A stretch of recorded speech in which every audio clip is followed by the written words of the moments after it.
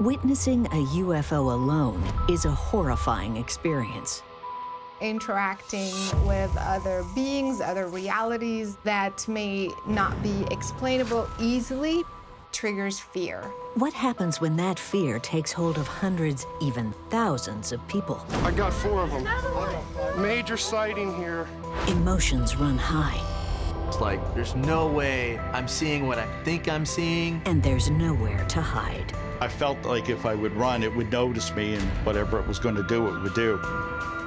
With a large group of people, you're really not afforded that opportunity to push this out of your mind. It forces you to confront this reality that's not supposed to be there. I got the 3rd one popping. There's one behind the chimney. One just flared up. Mass sightings are cases on steroids where we don't just have 1 or 2 individuals. We may have dozens, if not hundreds, perhaps even thousands of people encountering something in the same time frame. Will the public get out of control here? And will this devolve into genuine fear? One of the biggest sightings in UFO history happened here in the desert state of Arizona. But what hundreds of people saw was no mirage. This was something phenomenal. No doubt in my mind, it changed a lot of lives. Over the years, Arizona's otherworldly landscape has been a backdrop for bizarre, unwanted, even supernatural encounters. There's a lot of claims that out in sort of the wilderness around Phoenix, you have odd stories of people encountering strange anomalies, allegations of interdimensional portals, monsters, various cryptids. In March 1997, one of the most terrifying encounters yet stops the bustling city of Phoenix dead in its tracks. It was an incredible UFO event that would become known as the Phoenix Lights. I got 4 of them. Major sighting here. There aren't many heroes in this story, but there are a few, and one of them is named Francis Barwood. Francis was a member of the Phoenix City Council at the time, and the only one willing to get to the bottom of what really happened that night.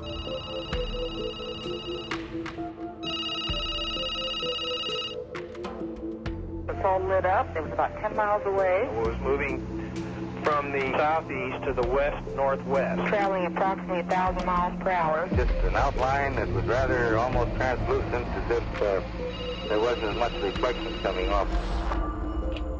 I talked to over 700 people, and all those people described exactly the same thing. And they said this thing was humongous. It was something bigger than a football field. They said it was triangular shaped. They all said it had like gaseous lights in it. And they said that it was totally silent, a dull gray, and it just moved slow. How can you get that many people to describe the same thing?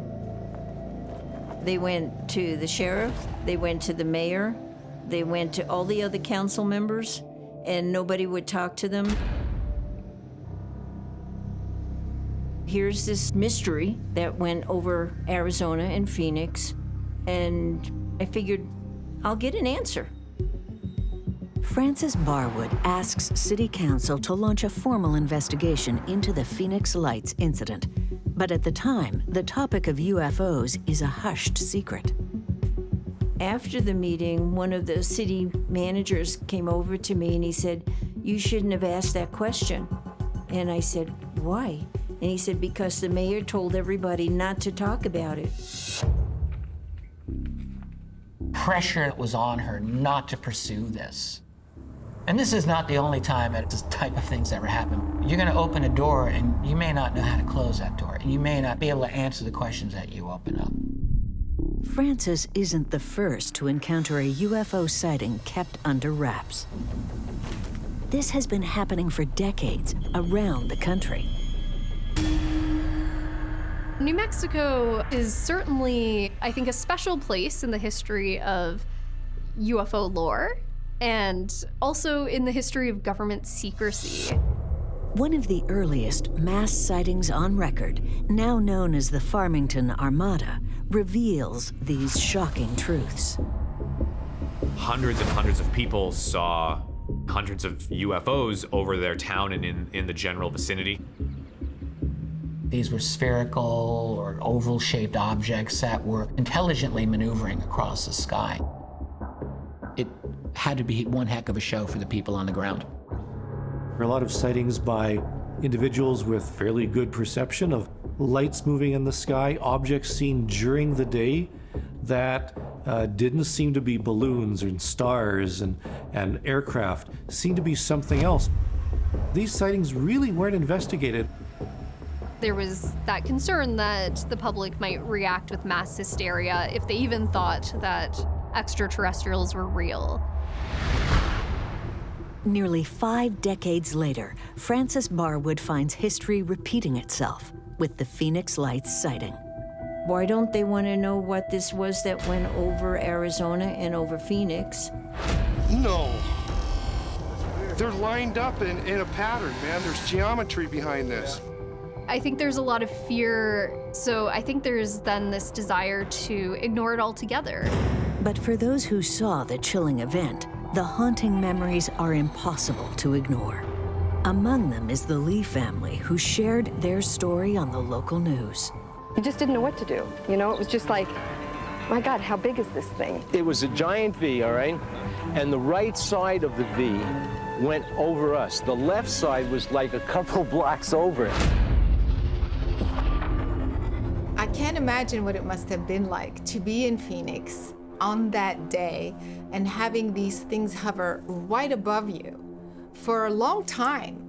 Footage of the mysterious Phoenix Lights finally surfaces, validating hundreds of terrifying truths that Frances has been hearing from eyewitnesses. Whoa, look at them all! I got that one on video. There's just 4 of them. Look at there's 3 of them all together. I was watching these videos and I called my husband. I said, "You need to see this." No, over here there's 4. Holy. Oh, you got 4? No. That was a rude awakening. Something happened. It was not ours. I want to know whose it is. And I think everybody else that has seen it or heard of it, they all want to know too. The massive object didn't look or behave like anything from our planet. We're not hearing the sounds of any propulsion. There was nothing. There was absolute silence, which is unnerving. I think people must have felt like they were in an otherworldly experience altogether. Everybody must have been affected very deeply by the experience. And what you have there is a massive string of lights, maybe a mile, over the city of Phoenix at night. Stationary, solid, not moving. It's like, what could this be? With so many witnesses, there's only 2 possibilities. Either what was seen was truly unexplainable, or it has an explanation because we know something was there. They're not crazy. The Air Force came out and said that they were running exercises and operations, and that's what people saw after the incident. That particular night, they flew 8 A-10s out of Davis-Monthan Air Force Base, taking off about 8:30 at night. To me, that's just the most lame attempt to explain it away. It's like, you know, the military baked it, the press served it, and the public ate it. Haunted by the voices of more than 700 witnesses, training flares are not an explanation Frances Barwood is ready to stomach. It's still puzzling to me because why did everybody act like sheep? And, you know, it's okay, we won't talk about it, you know, so they didn't. It's like, why?